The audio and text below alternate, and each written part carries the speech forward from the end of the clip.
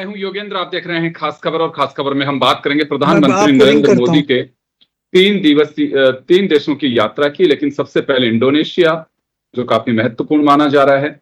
एक बड़ा मुस्लिम राष्ट्र जो पाकिस्तान यह मान के चलता है कि सबसे बड़ा राष्ट्र वो और सब उसके इर्द गिर्द है। लेकिन जकार्ता पहुंचने के बाद प्रधानमंत्री नरेंद्र मोदी का वहां के समुदाय ने गर्मजोशी से स्वागत किया है।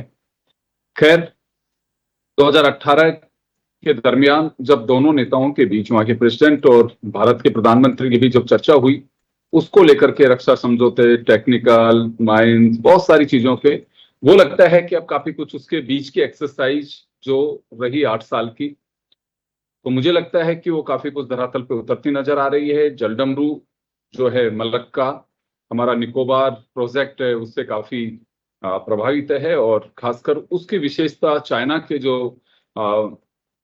जहाज हैं वहीं से अपना रूट तय करते हैं, वो हमारे लिए काफी महत्वपूर्ण साबित हो सकता है। खैर, ब्रह्मोस की बात भी सामने आई है, उन्होंने वहां के सदन को भी संबोधित किया है। कई बातें हैं, लेकिन जकार्ता पहुंचने के बाद महत्वपूर्ण क्यों है भारत के? यूं तो यात्रा अब 3 देशों की रहेगी, न्यूजीलैंड की भी रहेगी, ऑस्ट्रेलिया की भी रहेगी। और कोई भी शासनाध्यक्ष अगर जाता है तो उसकी अपनी एक इंपॉर्टेंस तो होती है, घूमने कोई नहीं जाता है। लेकिन इंडोनेशिया क्यों महत्वपूर्ण है भारत के लिए, इसको लेकर हम चर्चा करेंगे। हमारे साथ पूर्व IFS गौरीशंकर गुप्ता साहब हैं, डॉक्टर करोड़ी सिंह साहब हैं, विदेश मामलों के जानकार हैं दोनों, और रक्षा विशेषज्ञ हमारे साथ पूर्व लेफ्टिनेंट जनरल SPS कटेवा साहब हैं। सभी का स्वागत है। मैं कटेवा सर, आज आपके पास में आना चाहूंगा। पहले रक्षा सौदे की भी बात हुई है, इसमें 2-3 चीजें हैं।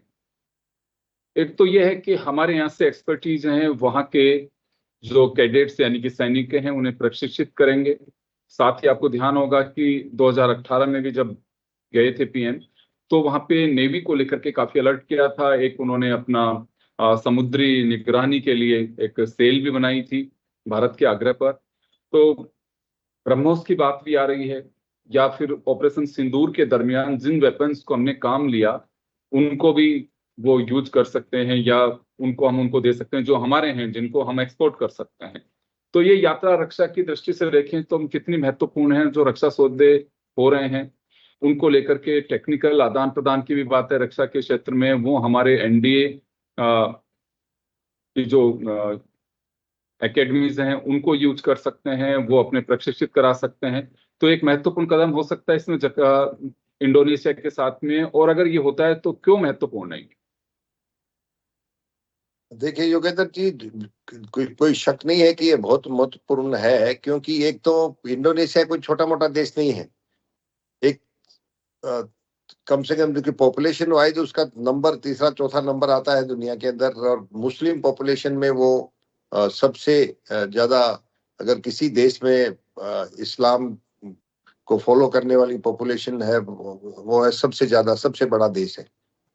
तो उसको देखते हुए, और जिस तरह से पाकिस्तान हमारे खिलाफ इस तरह का प्रोपेगेंडा चला रहा है, जैसे हम यहाँ पे माइनॉरिटीज को ठीक तरह से नहीं रख रहे, और वो सिंपैथी गेन करने की कोशिश करता है मुस्लिम नेशंस की, उसको देखते हुए इंडोनेशिया का जो व्यवहार था हमारे लिए अभी भी, और उनका जो रिएक्शन था उस समय ऑपरेशन सिंदूर के बाद, वो भी प्रो पाकिस्तान नहीं था, और उन्होंने न्यूट्रल स्टैंड और टेररिज्म के खिलाफ वो हमेशा जो हमारी आवाज है उसको समर्थन देते रहे हैं। जहां तक ब्रह्मोस का सवाल है, ये एक इंडिया में मतलब पूरी की पूरी इंडिजीनियस प्रोडक्शन है इस समय इस वेपन का, और ये सुपरसोनिक क्रूज मिसाइल है जिसे हम अभी एक्सपोर्ट करने लगे। थोड़े दिन पहले वियतनाम को भी हमारे इसके साथ डील हुई थी, उसके साथ एक देश के साथ और भी इसके एक्सपोर्ट की डील हुई थी, और अभी जो डील हुई है वो तकरीबन 600+ मिलियन डॉलर की ये डील है, जिसमें एक तो ये ब्रह्मोस सुपरसोनिक क्रूज मिसाइल है, और एक surface to surface radar homing की एक मिसाइल है, उसका भी इसमें हमारा जो डील हुई है इसके अंदर एक हिस्सा है। इसके साथ साथ क्योंकि हम इंडो पैसिफिक रीजन के अंदर इंडियन ओशन और उसका जो हमारी और उनकी नेवी का काफी तालमेल पहले से भी एक्सरसाइज होती रही है, और मैरीटाइम सिक्योरिटी के बारे में इसके बारे में अभी भी बात हुई है, जिसके तहत जो एक दूसरे के यहाँ ट्रेनिंग करेंगे, एक दूसरे के यहाँ एक्सरसाइज करेंगे, इन सब की जिक्र उसके अंदर हुआ है। और जिस तरह से उन्होंने हमारे प्रधानमंत्री का सेरेमोनियल स्वागत किया है पूरी की पूरी, ऐसा लगता है जैसे हमारी आर्मी और उनकी आर्मी में जो सेरेमोनियल वेलकम की तौर तरीके हैं वो ब्रिटिश टाइम के आगे खूब सारे घोड़े चलना और खूब सारे आउट राइडर चलना, वो उस तरीके से उनका बहुत ही अच्छा उन्होंने वेलकम किया। और इसके साथ साथ उन्हें उस देश का जो हाईएस्ट सिविल ऑनर है वो उनसे भी उन्हें नवाजा है, और उनकी पार्लियामेंट को स्पीच उनको दिया है वहां पे, उसको मैंने पूरा भाषण सुना है। उसमें काफी उन्होंने प्रधानमंत्री जी ने बताया कि हमारी पुरानी प्राचीन समय से ही हमारी एक दूसरे के प्रति हमारी सभ्यता एक दूसरे के प्रति आदान प्रदान उस समय से चलता आ रहा है, और अभी हमको कोशिश करनी चाहिए कि जो इंडो पैसिफिक रीजन है उसके अंदर किसी पावर का कोई दखलंदाज नहीं हो और इसमें फ्री मैरीटाइम मूवमेंट हो जी। तो इन सब चीजों के ऊपर उनकी बात हुई है। तो काफी महत्वपूर्ण आप बता रहे हैं कि ये दौरा है रक्षा के क्षेत्र में भी। सबसे बड़ी बात है कि सामरिक दृष्टि से और रणनीतिक दृष्टि से इंडोनेशिया हमारे लिए बहुत जरूरी है, क्योंकि चाइना जिस तरह से अपना एक तरह से एकाधिकार वहां की पॉलिसी को लेकर के मान के चलता है, गलतफहमी है कि इंडोनेशिया हमारे करीबी है, क्योंकि ये एक मिथक तोड़ना बहुत जरूरी था। पाकिस्तान के स्वयंभू एक सबसे बड़े मुस्लिम राष्ट्र का उनका अपना एक एजेंडा है, तो ये इस दृष्टि से काफी महत्वपूर्ण मान सकते हैं। तो चलिए मैं गुप्ता साहब के पास में जाना चाहूंगा। सर, इंडोनेशिया का दौरा प्रधानमंत्री का, वो खुद एज ए प्राइम मिनिस्टर 4 बार जा चुके हैं, चौथी बार गए हैं ये। लेकिन चलिए यात्रा से इम्पोर्टेंट है कि क्या इंडोनेशिया वर्तमान परिप्रेक्ष्य में चाइना या पाकिस्तान के मद्देनजर जो सिचुएशन है उसमें हमारे लिए कुछ महत्वपूर्ण साबित हो सकता है? नमस्कार योगेंद्र जी, नमस्कार हमारे दोनों को पैनलिस्ट को। देखिए, इंडोनेशिया और भारत के संबंध बड़े गहरे हैं। हिस्टोरिकली अगर आप देखें तो जावा, सुमात्रा, बाली, यहाँ पे बहुत पुराने इंडियन किंगडम्स थे, और हिंदू किंगडम्स के वहाँ पे बड़े बड़े टेम्पल्स अभी भी हैं। आप बाली में जाएंगे तो आपको वहाँ के लोग ज्यादा हिंदू दिखाई देंगे बजाय हिंदुस्तान के हिंदुओं के। इतनी पवित्रता मैंने और किसी हिंदू राष्ट्र में नहीं देखी है, नेपाल में भी नहीं देखी है जितनी बाली में मैंने देखी है। और बड़े प्रगाढ़ रूप से वो सारे हिंदू त्योहारों को मनाते हैं। जैसे ही आप एयरपोर्ट से बाहर निकलते हैं, सबसे पहले तो अर्जुन और भगवान कृष्ण का जो संदेश है उसको बनाते हुए एक बहुत बड़ा एक उन्होंने मॉन्यूमेंट बनाया हुआ है। तो तरह तरह के मॉन्यूमेंट्स वहाँ पे बहुत से बने हुए हैं जो हिंदू कल्चर और ट्रेडिशंस को, वो जो सेतु बनाया था राम सेतु, उसका एक बहुत बड़ा उन्होंने स्मारक बनाया हुआ है बड़े बड़े स्क्वायर्स के ऊपर। तो पहली चीज तो ये है कि हमारे, और उन गरुड़ देखिए आप, उनका जो एयरलाइन है उसका नाम गरुड़ है, उनके रुपए के ऊपर गणेश जी की मूर्ति होती है। तो ये चीजें हमारे, उन्होंने अपने कल्चर को, अपने जो प्रेडेसेसर कल्चर है उसको डिनाई नहीं किया जैसे पाकिस्तान ने किया है। पाकिस्तान ने तो बिल्कुल पुराने जो इतिहास को मिटा दिया है, और इंडोनेशिया ने उस इतिहास को कायम रखा है और उजागर किया है समय समय पर।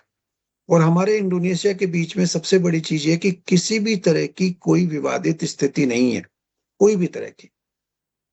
तीसरी चीज ये है कि यूपीआई को वहां अब एक्सेप्ट किया जाएगा, इसके ऊपर एग्रीमेंट हो रहा है कि यूपीआई विल बी एक्सेप्टेड। जैसे एक करेंसी, मतलब आप क्रेडिट कार्ड वगैरह यूपीआई का लेकर के आप उसको वहां पे यूज कर सकते हैं, पेमेंट भी यूपीआई के थ्रू कर सकते हैं। हमारा $30 बिलियन का ट्रेड है अभी इंडोनेशिया के साथ, और उसको बढ़ा के $50 बिलियन करने की अगले 7-8 साल में योजना है। देखो, ये हो सकता है, ये संभावना है। फिर आप जानते हैं कि हमारे अंडमान निकोबार आइलैंड को हम डेवलप कर रहे हैं, और वो इंडोनेशिया के बहुत पास में है। हमारा समुद्री जो टेरिटोरियल वाटर है, वो समुद्री लाइन वहां पर है, वहां पे हमारी बाउंड्री है इंडोनेशिया के साथ में। तो उसके लिए ये बहुत ही अच्छी चीज होगी, आपस में सहयोग बढ़ेगा और दोनों देशों की बाउंड्री जो है वो एक इम्पोर्टेंट एलिमेंट वर्ल्ड ट्रेड के अंदर बन पाएगा। इसके अलावा ब्रह्मोस का, जैसे अभी कतेबा साहब ने बताया कि एक बड़ा डील साइन होने की संभावना है, उसमें हम ब्रह्मोस मिसाइल्स उनको देंगे। ये बहुत बड़ा महत्वपूर्ण एक कदम होगा। इसके अलावा आप देखें कि आसियान में इंडोनेशिया सबसे बड़ा देश है और मुस्लिम कंट्री भी करीब 29 करोड़ की पॉपुलेशन वहां की है। तो उसको देखते हुए अपनी एक इम्पोर्टेंस है इंडोनेशिया की। और इंडोनेशिया एशिया में मैं कहूँगा कि चाइना, भारत और जापान के बाद इंडोनेशिया सबसे बड़ी व्यवस्था है। और उस व्यवस्था को देखते हुए भारत के संबंध इंडोनेशिया से अच्छे हों, ये बहुत जरूरी है। प्रेसिडेंट प्रोकोवो जो हैं वो हमारे चीफ गेस्ट थे लास्ट ईयर रिपब्लिक डे के ऊपर। तो उस समय बहुत अच्छी उनकी प्रधानमंत्री जी से बहुत अच्छी मुलाकात हुई थी। वो बाद में भी प्रधानमंत्री जी को बहुत अच्छी तरह से सम्मानित करते रहते हैं। और G20 में भी उनकी प्रेसिडेंसी के बाद हमारी प्रेसिडेंसी आई थी, तो उसमें भी दोनों ने बहुत अच्छा कोलेबोरेशन करके सहयोग एक दूसरे के साथ किया था। तो इंडोनेशिया हमारे लिए हर तरह से, देखिए, स्ट्रेटेजिकली इंपॉर्टेंट है, हिस्टोरिकली इंपॉर्टेंट है, फिनेंशियली एंड इकोनॉमिकली इंपॉर्टेंट है, और रीजनल सेंस में और ग्लोबल सेंस में भी बड़ा इंपॉर्टेंट है। और क्वाड में भी इंडोनेशिया की कोई ना कोई भूमिका बन सकती है, क्योंकि अभी तो क्वाड 4 देशों में ही है, लेकिन हो सकता है कि किसी स्टेज पे उसकी भूमिका बने। और उनके जो हैं वो चाइना के साथ कुछ विवाद भी हैं, कुछ आइलैंड्स को लेके जो वहाँ पे साउथ चाइना सी में है, तो उसमें भी हमारे को उससे सहयोग मिलता है। तो इन सब चीजों को ध्यान में रखते हुए भारत और इंडोनेशिया के संबंध प्रगाढ़ होना बहुत जरूरी है, और ये प्रगाढ़ रहे हैं हमेशा से, और इनको आगे हम प्रगाढ़ रखें, यही हमारी कोशिश होनी चाहिए। और इसी विजिट का मेरे को लगता है कि यही एक मुख्य आयाम है कि इस प्रगाढ़ता को और ज्यादा ताकत दें, मजबूती दें और उसको और सुदृढ़ बनाएं। बिल्कुल, निश्चित रूप से एक रणनीतिक साझेदारी दोनों देशों के बीच महत्वपूर्ण साबित हो सकती है आने वाले दिनों में। एक और अगर 2 कदम आगे देख के, भारत का जो विजन 2047 है और इंडोनेशिया का विजन 2045 है, उसको लेकर के भी काफी कुछ सिमिलरिटीज हैं, एक दूसरे को कुछ आइडियाज को आदान प्रदान का भी इसमें देखा जा सकता है। करोड़ी सिंह साहब के पास में जाना चाहूंगा। सर, आपको क्या लगता है कि सर रणनीतिक साझेदारी एक बिंदु है इसका? दूसरे, एक मुस्लिम राष्ट्र होने के नाते हमारे लिए क्यों महत्वपूर्ण है? देखिए योगेंद्र जी, गुप्ता जी ने विस्तार से बताया कि हमारे ऐतिहासिक और सांस्कृतिक रिश्ते हैं वो बहुत गहरे हैं। और वो ही नहीं, हम लोकेस्ट या एक्ट ईस्ट की बात तो अब शुरू की है, लेकिन इंडोनेशिया और भारत ग्लोबल मामलों में एक समान दृष्टिकोण रखते हुए रहे हैं। जो नॉन अलाइन मूवमेंट के 4 खंबे थे, उसमें इंडोनेशिया, इजिप्ट, यूगोस्लाविया और भारत थे। और आज भी हम इंटरनेशनल रिलेशंस में बांडुंग स्प्रिट की बात करते हैं, जहां से नॉन अलाइन मूवमेंट जन्मा था। तो इंडोनेशिया के भारत के कॉमन अप्रोच, कॉमन दृष्टिकोण रहा है अंतरराष्ट्रीय मामलों के। और वही जो गहरा रिश्ता है उसको हम और अधिक गहरा बनाएं। लेकिन आज के संदर्भ में जो ज्यादा महत्वपूर्ण है वो आर्थिक रिश्ते हैं, सुरक्षा संबंधित रिश्ते हैं, या इन्वेस्टमेंट और ट्रेड क्या है, इन चीजों पे ज्यादा फोकस है।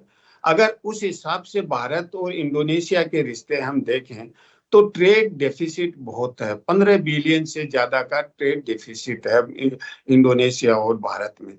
तो ट्रेड बढ़ेगा तो क्या वो डेफिसिट भी कम होगा? क्या उसके लिए कोई प्रयास होंगे? क्योंकि देखिए, जो चाइना जैसे कंट्री के साथ हमारा ट्रेड डेफिसिट है वो समझ में आता है, क्योंकि चाइना दुनिया का मैन्युफैक्चरिंग हब है। इंडोनेशिया उस तरह का मैन्युफैक्चरिंग हब नहीं है, फिर भी भारत वहां क्यों एक्सपोर्ट नहीं कर पा रहा है? इतना ट्रेड डेफिसिट क्यों है इंडोनेशिया के साथ हमारा? दूसरा है इन्वेस्टमेंट को लेके, कि भारत का इन्वेस्टमेंट केवल 1.5 बिलियन के करीब है। और इंडोनेशिया का लगभग 600 मिलियन के करीब है भारत में। तो दोनों देश इतने बड़े देश हैं, दोनों की आर्थिक आवश्यकताएं बहुत हैं। ऐसी स्थिति में हमारा इन्वेस्टमेंट कैसे बढ़े, इसके लिए कोई पॉसिबिलिटीज एक्सप्लोर करेंगे, क्योंकि हमारे प्रधानमंत्री अकेले नहीं गए, डेलीगेशन गया है साथ, तो बिजनेस कम्युनिटी का भी डायलॉग होगा आपस में। तो हम इन्वेस्टमेंट एंड ट्रेड को किस तरह से बढ़ाएं, इन्वेस्टमेंट को बढ़ाएं और ट्रेड को बढ़ाएं ही नहीं, संतुलित भी करने की कोशिश करें। भारत वहां क्या ज्यादा एक्सपोर्ट कर सकता है, भारत के पास इस वक्त एक्सपोर्टेबल कुछ आइटम्स हैं जो इंडोनेशिया को कर सकता है। दूसरा बात है वो रणनीतिक दृष्टि से। देखिए, रणनीतिक दृष्टि से इंडोनेशिया भारत के लिए बड़ा पार्टनर हो सकता है, क्योंकि हम जिसकी इंडो पैसिफिक रीजन की बात करते हैं, हिंद प्रशांत क्षेत्र की, उसमें क्वेड मुझे लगता नहीं कि अब कोई ज्यादा इफेक्टिव रहेगा। क्यों नहीं रहेगा? क्योंकि अमेरिका, ऑस्ट्रेलिया, उन्होंने एक तरफ तो 5 आइज बना लिया है, एक ओकस बना लिया है। अब जापान, ऑस्ट्रेलिया और अमेरिका मिलके एक इक्विलेटरियन सिक्योरिटी ट्रायंगल बना रहे हैं, उसमें भारत को एक्सक्लूड कर रखा है। तो 5 आइज में एक्सक्लूडेड है, ओकस में एक्सक्लूडेड है भारत, और अब जापान, ऑस्ट्रेलिया, यूएस बना रहे हैं, उसमें भी एक्सक्लूड कर दिया है। तो मुझे लगता नहीं कि भारत को वो उधर इनकॉर्पोरेट करेंगे। ऐसी स्थिति में भारत को इंडोनेशिया देशों को साथ लेके इंडो पैसिफिक रीजन में अपना एक अलग से फ्रेमवर्क या अलग से कुछ सिक्योरिटी आर्किटेक्चर करना चाहिए, जिसमें फ्रांस को प्रयास कर रहा था भारत, फ्रांस, जीसीसी और भारत मिलके कुछ कर रहे थे प्रयास, लेकिन वो वहां संकट आने की वजह से अभी ज्यादा टेक ऑफ नहीं कर पा रहा है। इसी तरह से साउथ ईस्ट एशिया से इंडोनेशिया महत्वपूर्ण कंट्री हो सकता है, तो उसको लेके कोई ऐसा प्लानिंग या ऐसा कुछ होगा। एक महत्वपूर्ण बात वहां से हमारे प्रधानमंत्री ने कही, वो बहुत ज्यादा महत्वपूर्ण है, क्योंकि अभी 2-3 दिन पहले इजराइल के प्राइम मिनिस्टर ने कह दिया, जेडी वेंस ने कहा कि आप आइसोलेटेड हैं, तो उन्होंने कहा मैं आइसोलेटेड नहीं हूं, इंडिया का 140 करोड़ लोग मेरे साथ हैं। उसको लेके कहीं गलत फहमी न हो, इसलिए भारत के प्रधानमंत्री ने स्पष्ट कर दिया कि हम 2 स्टेट सॉल्यूशन का समर्थन करते हैं, वो उसी से ही परमानेंट शांति हो सकती है। क्योंकि उससे गलत मैसेज जा सकता था कि जो इजराइल का अप्रोच है उसको भारत समर्थन दे रहा है, नेतन्याहू से ये स्टेटमेंट से कंफ्यूजन हो सकता था। तो भारत ने अपना स्टैंड बिल्कुल क्लियर कर दिया कि भारत 2 स्टेट सॉल्यूशन चाहता है और उसी से वहां शांति हो सकती है। तो ये बहुत महत्वपूर्ण है। इसके बाद प्रधानमंत्री ऑस्ट्रेलिया, न्यूजीलैंड जाएंगे, लेकिन हमारा इंडोनेशिया के साथ जो फ्री ट्रेड एग्रीमेंट है, उस ऐसा भी कुछ हो रहा है कि हम उसको रिवाइज कर रहे हैं, क्योंकि 2 तरह के बायलैटरल रिलेशन और एक India ASEAN free trade agreement भी है। तो दोनों को ही भारत में मुझे लगता है कि अब चाहता है कि कुछ उसमें मॉडिफिकेशन हो। तो किस रूप में मॉडिफिकेशन करते हैं, ये भी एक देखने लायक बात है कि क्या क्या बातचीत होती है। तो इन सब चीजों को हमें एक साथ देख के चलना चाहिए कि उसी आधार पे हम प्रधानमंत्री की विजिट को असेस करेंगे कि क्या उपलब्धियां रही। देखिए, लोकाचार होना, स्वागत सत्कार होना, ये संस्कृति ये कॉमन बात है। हर देश की अपनी संस्कृति होती है, सभी स्वागत सत्कार करते हैं मेहमान का।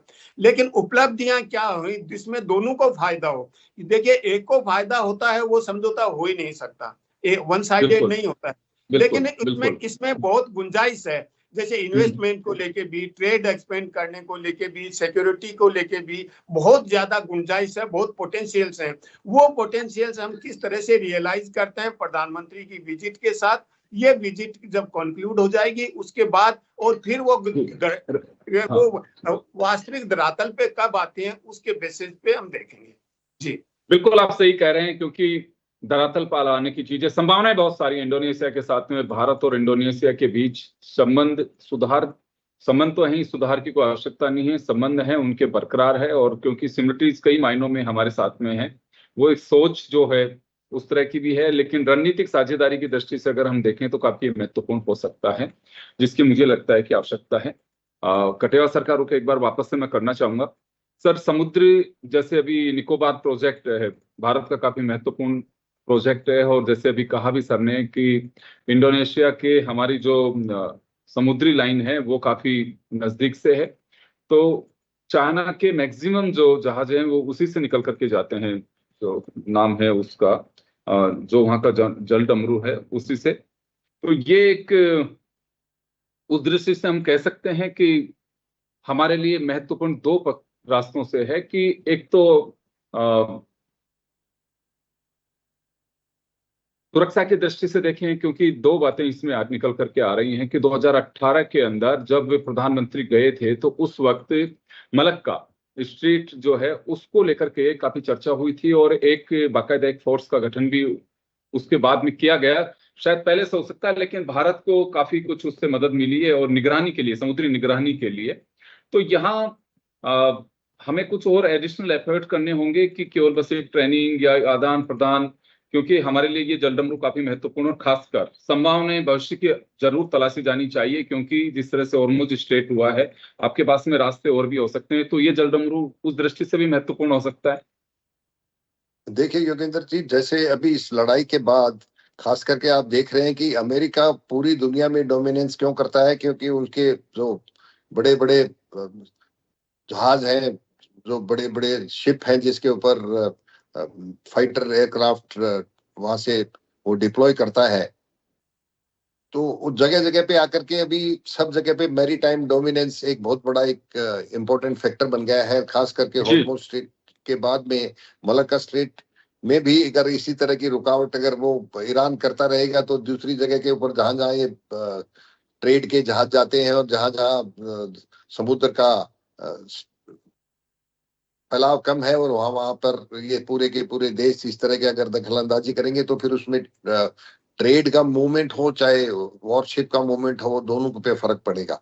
तो ये बहुत जरूरी है कि इंडो पैसिफिक रीजन ये शांत रहे और ना यहाँ चाइना का डोमिनेंस रहे, क्योंकि जापान भी नहीं चाहता इन चीजों को, और चाइना जरूर चाहता है कि वो साउथ एशिया के नीचे आकर के और अपनी पूरी की पूरी जो जहाज है उनको वहां पे डिप्लॉय करे, जिससे कि वो अमेरिकन डोमिनेंस को कम कर सके।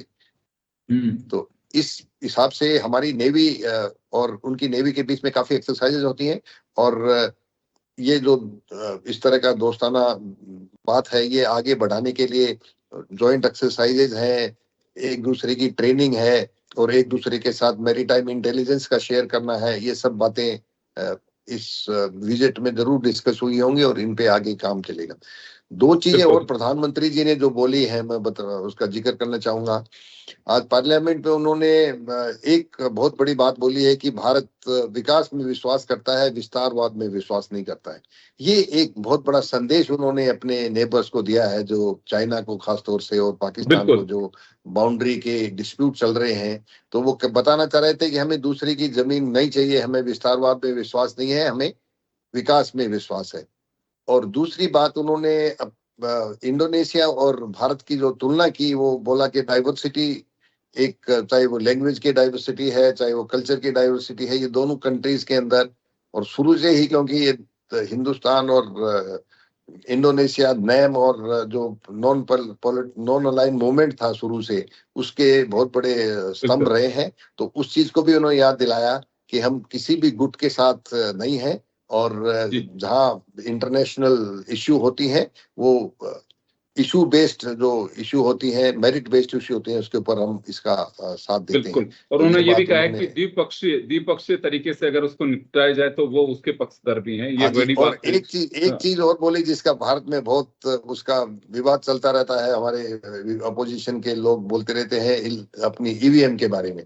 एक डील वहां ये भी हुई है, क्योंकि वहां की पॉपुलेशन भी हमारी तरह ज्यादा है, तो उसमें ऐसा जिक्र आया था कि वो भारत की ईवीएम भी वो खरीदेंगे अपने चुनाव कराने के लिए। तो हमारी जो इलेक्ट्रॉनिक मशीन है उनके बारे में ईवीएम की डिमांड है वहां पे भी। हाँ, चलिए, हमारे यहाँ तो राजनीति का मुद्दा है ईवीएम, लेकिन वहां उसकी डिमांड हो रही है। तो चलिए, मैं माफी चाहूंगा सर, मैं एक बार गुप्ता सर का रुख करना चाहूंगा। गुप्ता सर, काफी कुछ हमारी सिमिलरिटीज और जिनको हमारी वैल्यूज हैं उनका जिक्र किया अभी सर ने। मैं यहाँ एक बात जानना चाहूंगा कि वहाँ के राष्ट्रपति और भारत के प्रधानमंत्री दोनों का अपना एक विजन है। भारत में 2047 और वो 2045 का लक्ष्य लेकर के चल रहे हैं, जिसमें काफी कुछ रणनीति जो वो बना रही हैं, अपनी एक स्ट्रेटेजी जो बना रहे हैं, उसमें सिमिलरिटीज हैं, टेक्निकल वाइज हो, चाहे अपने रक्षा चीजों को मजबूत करने की बात हो, एम्प्लॉयमेंट कैसे जनरेट हो सकता है उसकी बात हो, उनके जो मिनरल्स हैं उनका क्यों कैसे यूजफुल बना सकते हैं। तो कुछ ऐसी चीजें हैं जिनको लेकर के ये कुछ 47 और 45 वाला जो है कदम, इसमें भी इस दौरे में कुछ दिखाई दे सकता है कि हम इस तरह से आगे बढ़ सकते हैं।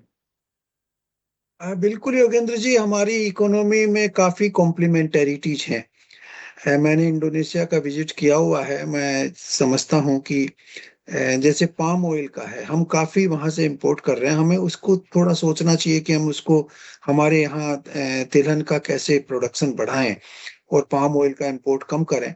और उसी तरह से इंडोनेशिया कई चीजें हमारे से ले सकता है, तो हमारे ट्रेड डेफिसिट को थोड़ा कम करना बहुत जरूरी है, जैसे करूर सिंह साहब ने कहा। और उसके लिए यही संभव है कि पाम ऑयल सबसे बड़ा इंपोर्ट का आइटम है, तो उसको थोड़ा कंट्रोल करें। अगर हम थोड़े से उनको डिफेंस इक्विपमेंट देना शुरू कर देंगे तो शायद वो भी एक बहुत अच्छा कदम होगा। लेकिन अंडमान सी जो है और स्टेट ऑफ मलक्का है, मलक्का स्टेट है, ये बहुत बड़ा स्ट्रेटेजिक है, एरिया है, क्योंकि मलक्का स्टेट से 40% ग्लोबल ट्रेड पास होता है। चाइना का मैक्सिमम ट्रेड वहीं से निकलता है, वहीं से निकलता है, बिल्कुल। हर सिर्फ वहां से निकलता है। और वहां पे अंडमान सी में अगर हम हमारे अंडमान निकोबार आइलैंड को प्रॉपरली डेवलप कर लेते हैं, तो ये स्ट्रेटेजिक कोऑपरेशन भी होगा और इकोनॉमिकली बहुत बेनिफिशियल होगा भारत के लिए। तो वहां भी इंडोनेशिया और भारत दोनों कोलेबोरेट करके इसको अच्छा डेवलप कर सकते हैं। मैरीटाइम कोऑपरेशन होगा, इंटरनेशनल ट्रेड में कोऑपरेशन होगा। इसके अलावा कल्चरल फील्ड में भी अभी जैसे वहाँ जो कुछ पुराने हिंदू टेम्पल्स हैं उनको रेस्टोर करने की चर्चा चल रही है। एक बहुत अच्छा कदम होगा ये, अगर हिंदू टेम्पल्स को वहाँ रेस्टोर किया जाएगा। और वो उनकी सांस्कृतिक विरासत है, हमारी भी सांस्कृतिक विरासत है, जॉइंट विरासत है। तो वो दोनों तरफ से बहुत ही लाभदायी सिद्ध होगी दोनों कंट्रीज के लिए। लेकिन जी इकोनॉमिक फील्ड में कोलेबोरेशन बहुत जरूरी हो गया है अभी, और उसके लिए इन्वेस्टमेंट, ये यूपीआई जो है उससे बहुत बेनिफिट होगा। और हमें कुछ चीजें ऐसी करनी पड़ेंगी कि हमारा ट्रेड डेफिसिट उनके साथ थोड़ा कम हो। बिल्कुल, आप सही कह रहे हैं, क्योंकि संभावनाएं बहुत सारी हैं और आपको उनको धरातल पे कैसे उतारना है, इसकी एक्सरसाइज मुझे लगता है 2018 के बाद से प्रधानमंत्री अपनी निर्देशन में और अपनी एक यूं कहूं देख रेख में तैयार भी करवा रहे हैं, क्योंकि कहीं पे भी दौरा होता है उससे पहले सारे प्लेटफॉर्म की चीजें तैयारी हो जाती है। यह एक बड़ी बात यह है कि इंडोनेशिया में दुनिया का 21% निकिल है, जो एक रेयर अर्थ उसके रूप में माना जाता है मिनरल्स में। मैं इस पे करोड़ी सिंह साहब के पास में जाना चाहूंगा। सर, ये वक्त है तो हमें, क्योंकि बड़ी आवश्यकताएं होती हैं हमारे यहाँ पे भी, तो ये एक यूजफुल हो सकता है हमारे लिए। देखिए योगेंद्र जी, आपने बिल्कुल सही कहा है कि इंडोनेशिया में काफी मिनरल्स हैं, और अगर भारत उनके साथ कोलेबोरेट करके मिनरल्स को टैप करें तो भारत को भी फायदा होगा, इंडोनेशिया को भी फायदा होगा। क्योंकि इंडोनेशिया से टेक्नोलॉजी में भारत कुछ सीमा तक आगे है, और इससे चाइना की सेंसिटिविटी भी ज्यादा हर्ट नहीं होगी। अगर स्ट्रेटेजिक पार्टनरशिप करते हैं तो चाइना बहुत ज्यादा सेंसिटिव हो जाता है। जैसे फिलीपींस से बाइलेटरल कोऑपरेशन की बात उठी तो चाइना ने इमीडिएटली रेस्पॉन्ड किया कि थर्ड कंट्री को टारगेट नहीं करना चाहिए अगर दो देश कोऑपरेट कर रहे हैं तो। और इसी तरह से यहाँ कुवैत के विदेश मंत्रियों की बैठक हुई, उसमें भी तत्काल चाइना ने स्टेटमेंट दिया था। तो भारत किस तरीके से वो स्ट्रेटेजिक मामलों में कोलेबोरेट करे, लेकिन इकोनॉमिक मामलों में ज्यादा संभावना है, क्योंकि अभी भी इंडोनेशिया नंबर 2 है साउथ ईस्ट एशियन कंट्रीज में, सिंगापुर नंबर 1 पे है ट्रेड में। जबकि सिंगापुर में कोई बहुत ज्यादा चीजें हैं नहीं, क्योंकि वो ट्रेड एंड कॉमर्स का ही सेंटर है। तो इंडोनेशिया में पोटेंशियल बहुत हैं। वो अब देखते हैं प्रधानमंत्री के साथ जो डेलीगेशन गया, दोनों साइड के डेलीगेशन मिलके कौन कौन से नेगोशिएशंस कंक्लूड करते हैं इसको एक्सपेंड करने के लिए, और इसी की पोटेंशियल से टेप करते हैं, वो देखते हैं। अभी जब विजिट हो जाएगी तब असेस करेंगे। जी होगी जी, चलिए, तो बिल्कुल ये दौरा 3 देशों का, लेकिन सबसे पहले इंडोनेशिया को प्रधानमंत्री ने चुना है। ये भारत के लिए काफी महत्वपूर्ण है। और जैसे मैंने कहा भी, हमारे साथ विदेश और मामलों के जानकार और रक्षा विशेषज्ञ जुड़े हुए हैं। वो भी कहते हैं एक रणनीतिक साझेदारी के लिए, सुरक्षा की दृष्टि से, हमारे ट्रेड के लिए काफी महत्वपूर्ण और एक हमारा करीबी दोस्त बन सकता है।